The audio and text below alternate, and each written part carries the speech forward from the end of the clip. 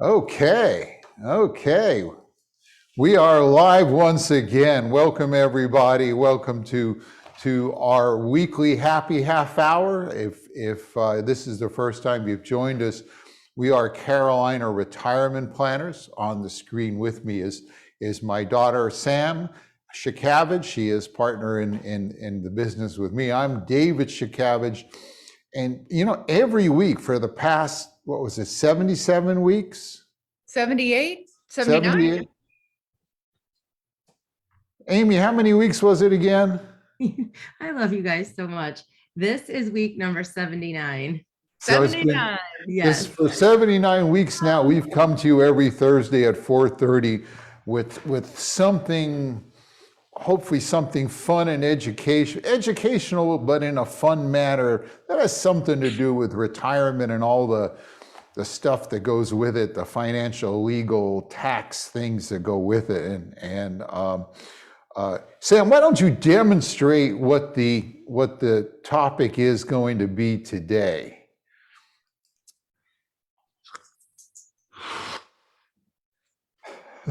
This is like most hilarious.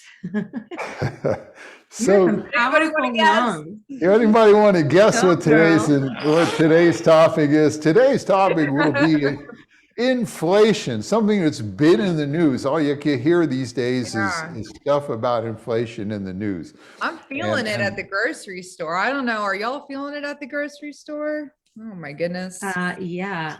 Not to mention, like, my pocketbook is feeling it, but I can't find anything. Have you tried finding cream cheese? Because like cream cheese and chicken livers are impossible to find. Not that they go together, but I'm just telling you. Chicken livers. What do you make with chicken livers? I add them for the dog food I make for my dogs. Because yes, I am that kind of a bougie for my dogs. I make dog food. Well, we use cream cheese to give the dog antibiotics, and there was a cartoon the other day in the paper. Two dogs are outside this wine and cheese shop, and one dog says, wine and cheese go together? And the guy says, I've only taken it with antibiotics, so I guess we're not the only ones. And apparently our little peekapoo likes Philadelphia brand cream cheese, and when we get the off brands, he's just not as enthusiastic about taking it as others. So you had a picky dog. Okay, that means your dog is more bougie than my dog, and I love it. That's awesome. Behind the scenes, as you just saw, we have Amy. Amy is our director of client fund. And she is the one that gets this all working, we're actually doing this in Zoom and then feeding it into Facebook Live and record. It's on our YouTube page, and you can see all the all of these. You can watch the reruns, if you will. Easy way is to go to Carolina Retirement Planners, click on events, and there's a little block for happy half hours, and they're all listed there. Mm-hmm. Oh, and I know that Amy wants us to let you know, because she's heartbroken that recently the SEC has, we are a highly regulated industry, and the SEC has come down with some rules that make absolutely no sense. But for those of you who have joined us week after week, you know that Amy loves to interact with your comments. She likes to comment on your comments. And give you hearts and hugs and likes, but apparently we are not allowed to do that. And we found out that technically, if you make a comment, even if it's hi, and Amy likes the comment, that means that we are technically endorsing everything that you ever say on Facebook after that, according to the SEC. So it's so upsetting. It breaks my heart. Yeah. But please keep commenting, and just know that in her heart that Amy is giving y'all lots of and hugging you all, lots of love. virtually, and yeah, it's and what you don't know, it's actually so hard not to love and like and hug, and especially when somebody says something funny or nice or anything. It's so hard. Well, we have a number of people that I think have been here for all 78. And I see today we've been joined by Bruce and Miranda and Ed and Teresa and another Ed and Lynn and Pat and Diane and Rich, and Mary and Rick and Sally. our own Mary is here. Rick and Marcy, I think, are another ones we can count on just about every week. Sally, welcome to you too, and Bill. So just keep saying hi. We just can't love you back, you know. What one thing we like to do to kind of also start is what back. We just, you know. Yes, what day is it? Passing your messages on. I promise. They're being fed on over to David and Sam. So keep commenting. I'm getting them over there. So what day is it? What's today? We always like to, before we get into the meat of it, it's not just inflation, it is a history of inflation. And I'm talking like going back to George Washington's time. So there's some really interesting things that come out of it. And but we always like to picture what day it is. What day is today? Somebody makes up a day every year. Every day of the year has got one or more days associated with it. I think you lobby Congress and you get on there. What day is it today, Amy? So there's always like multiple days, and I just kind of like pick one that is always near and dear. And today I picked National Geographic Day. But somebody emailed us. I don't know if I could say Ed. I could say the first name. So Ed sent a little piece of trivia and told me that it's also National Chocolate Cake Day, which who doesn't love chocolate cake? So you can pick either or. I know, right? So, and there's more, but yeah. So when you sit down to National Geographic is so cool, and I love seeing all of the really incredible nature photos that you get to see through National Geographic. And as a kid, I used to have stacks and stacks of the National Geographic magazines, but there is nothing like a really incredible chocolate cake where you have like the chocolate cake with the chocolate icing, and then there's like chocolate shavings and like chocolate chips in it. Like when you get a really good decadent chocolate cake, there is nothing like that. I haven't had one in a while. And I have to tell you one more day that it is today. Today is National Clashing Clothing Day. So you can't see it, but I'm celebrating it just in a totally funny way. Wait, I'm just going to show you. I'm just going to be ridiculous. So I have like crazy leggings that just don't match my shirt. So I'm full on Polish today. So I just clashing, which I usually do, but it makes sense today. Yeah. Yeah. And you know, who hasn't, I bet you many people watching at one point in your house, maybe your parents' house, you had stacks and stacks of National Geographics, because who can throw them out? I mean, they're just, you know, so, no, but we probably should get on. We probably should get on with the topic, because, you know, it would be, people are coming here to learn. And today we're gonna learn about inflation. You can see I've done my fine artwork, you know, and you know, we all kind of know what inflation is, and usually when we learn about inflation, oops, I got to do one thing here. When we learn about inflation, we learn about it from what's called a consumer price index. And it's actually, I've done some, based on, you know, I've done a lot of research to kind of put this together, and the Bureau of Labor Statistics and all puts together the Consumer Price Index. And it's interesting. Sam, can you guess? I haven't even prepped you with this. Can you guess what the first year we comprised the CPI was?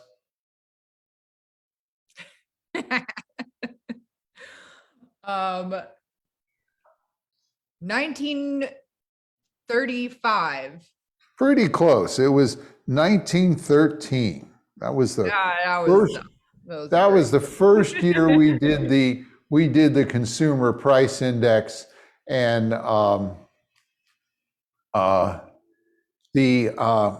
it's interesting because if you go to the website, there's a history, and the history shows all the things they've done. They have tweaked it and changed it at least 30 times since they created it in 1913. And a lot of them were in the last 20 years, you know.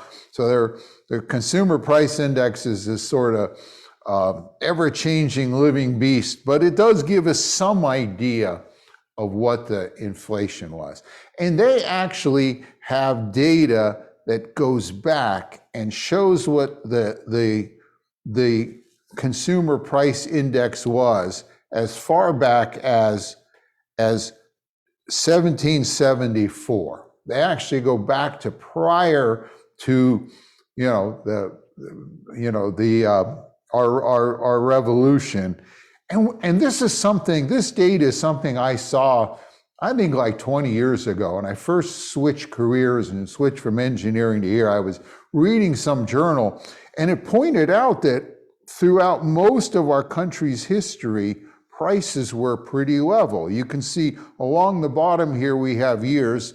This is like 2012 here, because we got the data from 1774 to 2012. But you see through most of these years, we didn't have any inflation. It was pretty flat. There was some bumps here for the War of 1812, the Civil War and such, but we didn't see this big inflation like we have in the last few years. And now, turns out the story's a little deeper than that. I always marveled that prior to 1913, about when we created the Federal Reserve, the country didn't have inflation. We built a pretty good country. So I was always kind of made me wonder. But I found out that the answer gets a little more complicated. This is sort of an average here over all these years. If you dig a little, also one other thing I forgot to mention, the engineer in me likes to double check, like, okay, this is what this website says. How else can I check it? Well, I found another site that has measured the price of coffee, because one thing that's been pretty constant in this country since the Revolutionary War is we like coffee. I think we had a party, remember, when we switched from tea to coffee back prior to the Revolution. And so this is the price of a pound of coffee from about 1775 or 6 till today. And you can see pretty much up to about 1913, it was pretty stable. And it's only then that it's gone up till, this is today's price of, I don't know, $6.50 or so. We asked Google what the price of coffee is today. So, these two curves kind of match. So, okay, maybe it's true. We didn't have any inflation. But it gets a little more complicated if you dig in deeper, and instead of looking at an average, you look at the year-by-year inflation rate. And again, this is from the Bureau of Labor Statistics data that has been pulled together, and you can see that for all these years, we had this crazy ups and downs. Yeah, the average was pretty much zero, but we had 30% inflation here during the Revolutionary War, and then a couple of years later, we were down to 20% deflation. So prices went way up, prices went way down. And really all through the 1800s, we had this crazy ups and downs. Here was the War of 1812. Here was the Civil War, or if you were born in the South, the War of Northern Aggression. But again, it all kind of evened out because we had this deflation. And then we come here and we have, if you look at it since about 1915, you see we've had some deflation, but mostly only inflation. In fact, if I go in here and I blow it up and I look at just this part here, this is what that segment looks like. Yeah, we had some in we had some big inflation in World War I, and then we had deflation during the Great Recession in the 20s and 30s. But then pretty much since then, we've only had inflation, some ups and downs. And that's because in 1913, we created the Federal Reserve, a national bank that had the ability to manipulate the money supply. We talked about this a week or two ago, and we did, which you can watch on our reruns, where we talked about, interest rates in the Federal Reserve and quantitative easing and quantitative tightening. But Sam, do you mind if I get a little nerdy here? Can I get even more nerdy for More folks? nerdy than this? Oh, yeah, because I you love see, it. Yes. Abs, go for it, Dad. okay, well, Live your forgive me, best life. folks. Forgive me, folks. But one question is, how do I measure all these, how crazy things are, how variable they are? And there is a thing, a way to measure it, you call it the coefficient of variability. And what you really do there is you say, what is the wobble? What is the ups and downs versus the average? That's the nerd term for it, right? Well, yeah, that's my term. The nerd term is standard deviation for those you engineers, and I know you're out there, you know, but you kind of take the wobble or the standard deviation and divide it by the average. And that kind of tells you how crazy it was. Well, if you go back here for all these years, the average inflation was something like 0.4%, but the standard deviation divided by the average was 13. And since then, it's been 0.8. The average has been 3.5% and 0.8. And after Volcker, which we'll talk about here in a second, it's actually been like a coefficient of 0.4, and the average is around 2. So, you know, a little bit of history there. The big picture here is, prior to the Federal Reserve, we had wild bouts of inflation up and down, but we kind of averaged pretty much close to zero. Since the Federal Reserve, we've had about 3.5% average inflation, but we haven't had crazy swings up and down. It's actually been 15 to 30 times less volatile now than it was before. And so although we've had inflation, we haven't had the wild swings. And one of the things that happened here was, when you all remember, I'm sure most of the folks here will remember with me the Jimmy Carter years in the late 70s, when inflation was really high. Remember the gas lines, we had the oil embargoes, we had all that stuff, and it drove inflation high. And Paul Volcker then became the Fed chairman. And one of the things he did is he raised the prime rate. He raised the rates, the interest rates. The prime rate is kind of the rate the government sets that determines what the price of mortgages and credit cards and things like that are. He raised it to above 20%. You could see how high it was, and just forced inflation back down to pretty much where it is today. We've had this really period of low inflation in the last few years. So now, I did, in order to kind of prepare for this, I actually listened to some podcasts by macroeconomists. You know, I did that so you don't have to. One little interesting piece that came out of that was a thing called the Phillips curve. And what you'll see in a minute is the curve is interesting, but Phillips is even more interesting. I'm always fascinated by these people's, like headshots. Look at that guy. Well, he died in like 1970. Well, maybe not even then. He developed this curve in 1958. I feel like he's saying a lot with that expression. Yeah, and what this is, this is the percent of unemployment, right, versus the inflation rate.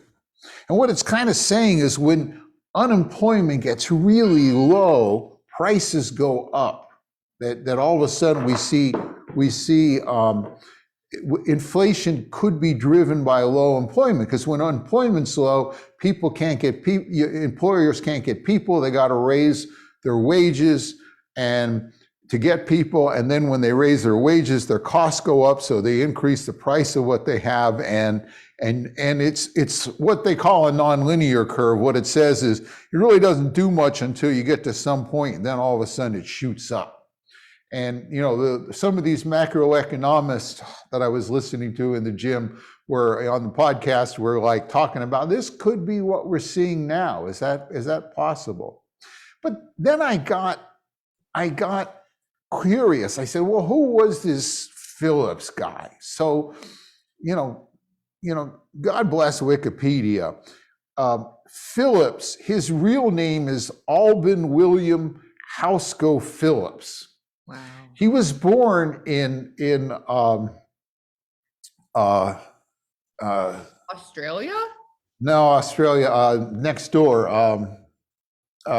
Florida? What's the island off? Pardon? Tybee Island? Well, I'm sorry. I mean, he No, he wasn't Australian. What's that other island country New next to it? New Zealand. New Zealand. God, I blanked out there. He was born in New Zealand, and he was affectionately known as A.W. Phillips. Gee, I wonder why. And he in his early years, he did go off to Australia, did a number of things, including being a crocodile hunter. And then he left for England and he got a degree in electrical engineering. Okay. And then the World War II broke out and he joined the Royal Air Force and he was sent to Southeast Asia. He fled Singapore when that was overrun, and he was finally captured in Java. And he spent 3.5 years in a Japanese POW camp in Indonesia. And while he was there, he learned Chinese from the other people. He also built a secret radio, and he also built a little water boiler so they could make tea that he ran off the electrical system. And he later, when he got out, was given the Order of the British Empire for his work in World War II.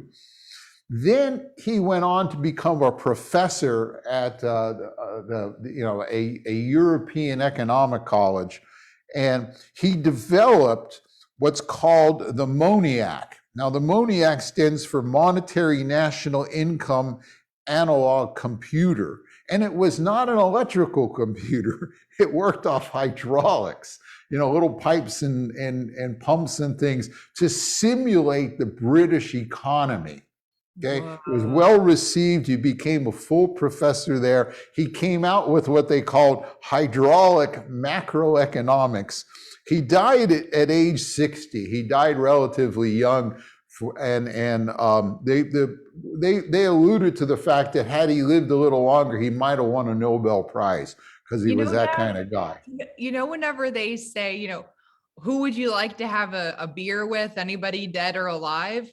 I feel like this guy would be a pretty fascinating person to share a pint with. I'm going to poke around and see if somebody wrote a biography on him, because it's the kind of this is your kind of guy, Dad. Yeah, you just stumble upon these people. Just because I wondered who was this Phillips guy who came up with that curve, and that's a picture again of his hydraulic computer. So anyway, a little bit there. That is pretty much it for the history. We're almost out of time anyway. That's pretty much what I have for the history of inflation. Again, in the past centuries, it was crazy ups and downs, even though it averaged out to where coffee costs the same. If you think about it, George Washington and Teddy Roosevelt paid about the same price for a pound of coffee, where today it's way higher. But at least we don't have the ups and downs, and the Federal Reserve is sort of the thing for that. And we'll see how well they do with this next bout of inflation, and whether it comes back under control. It's just an artifact of the supply chain and COVID, or whether it's something more. If you may be saying, well, gosh, I wish I had some more advice what to do if it is inflation. Well, we have a flash report called the Inflation in Your Retirement, Are You Prepared for Rising Costs? And it talks about some of the things you can do, How can they get a copy of that, Amy? Sorry, I was just putting it in the comments. They need to send an email to info@carolinarp.com with their mailing address, and we will actually mail it to them. And Whoa. as I always like to say, we will mail you a copy printed on dead trees, delivered by a uniformed employee of the U.S. government right to your home. I mean, you know don't want why to, you'd like to say that. so you don't have to read it on your That's funny cell and phone. ridiculous. The other thing I always like to remind people, you know, our clients know they can call the office and book a call or a Zoom call or whatever, and eventually meetings when we get over this Omicron thing. But if you'd like to, if you are, you know, maybe new to this, you stumbled on us and you have a question, if you go to the website carolina15.com, you can book a 15-minute phone call with us, talk about anything you want, answer, get any questions we might be able to answered. And there's no cost or obligation to that. So just go to carolina15.com. There's a little place you can put in, you can basically pick the time slot.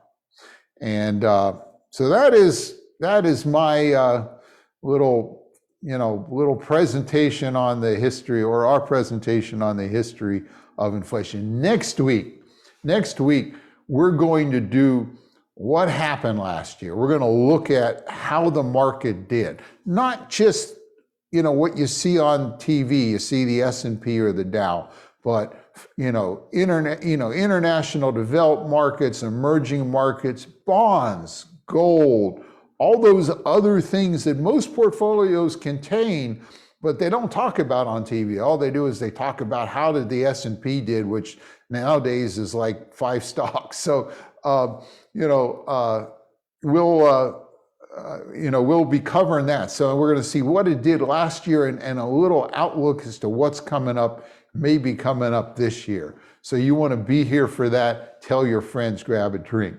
And now, Sam, it's time for the best part. What's next? It is the fun part. It's the wine drawing. And if you are new here, this is every week to get your name in my jar here. All you have to do is, if you are a member of Facebook, each week we have like an event. You just click that you are going and you will be entered. And if you share that event with a friend, you will get an additional entry. And if you are on our email list and you respond to the email that we send out throughout the week, and let us know that you're coming, you answer our question, or let us know a topic that you'd like, or if you let us know that you've shared that email with a friend, we'll give you an additional entry. That's how you get in. And if your name is the one that I select today, you will win 2 bottles of wine delivered directly to your door from Fermento Bottle Shop. They are a really cool bottle shop located in currently Ogden. Any day now, they're going to be moving to the Cargo District. Everybody's moving to the Cargo District. It's yeah, I just heard, oh, you're gonna like this, Dad. I just heard that they're going to be opening a whiskey and wine bar. It gets better and better. That's Mhm. crazy. Yeah, If it was that's- only within walking distance of my house, it's not quite. well, True Blue, which is almost walking distance, is opening the True Blue Butcher and Barrel. Ooh. Right next to Second Glass and Satellite and Mariposa and Benny's Pizzeria in the, I can't remember what they call that, the South Front area. Garment District or something, wasn't it? South Front District. Yeah. Yeah.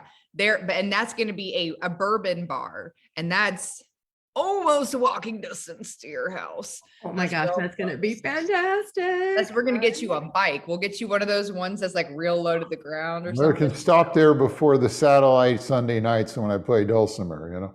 I know it's going to be real crazy. And the Cargo District it's kind of nestled in like 16th Street, like 16th and 17th, right off Market. Kind of and by the ABC store. Is that correct? Kind of by the ABC store, Yeah. kind of near New Hanover High School. It's definitely growing and growing. It's getting more and more stuff is going in there. And soon Fermento will be one of them. So I know that everyone's sitting here waiting with, anticipation. So I'm sorry to whomever's I'm ticket this waiting. is. I'm like, what is that name? What you got in your hand? What is that?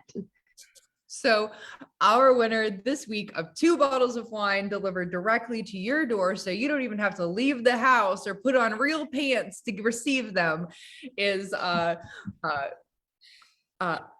Marcy and Rick W. So congratulations, Okay. Marcy and Rick. You are our wine winners this week. And if you did not win, please continue to enter. We love giving away wine, and we will continue to Yes.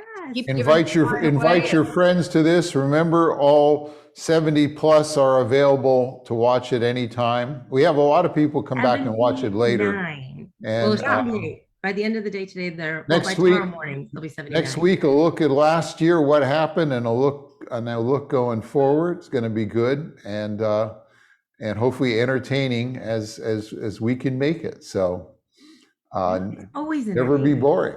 Never. With that, I have wine. here's today. everyone. What? I got iced tea. I've got a I IPA. had a beer, but I didn't open it because my boyfriend brought me a glass of wine. I was like, "What? That's fancy! Look at that! I know, right? I feel all high class." Take care, everyone. Talking See you too much. next. Have a good week. We'll Have see a you good- next have a good Thursday. evening. Bye-bye. Bye bye.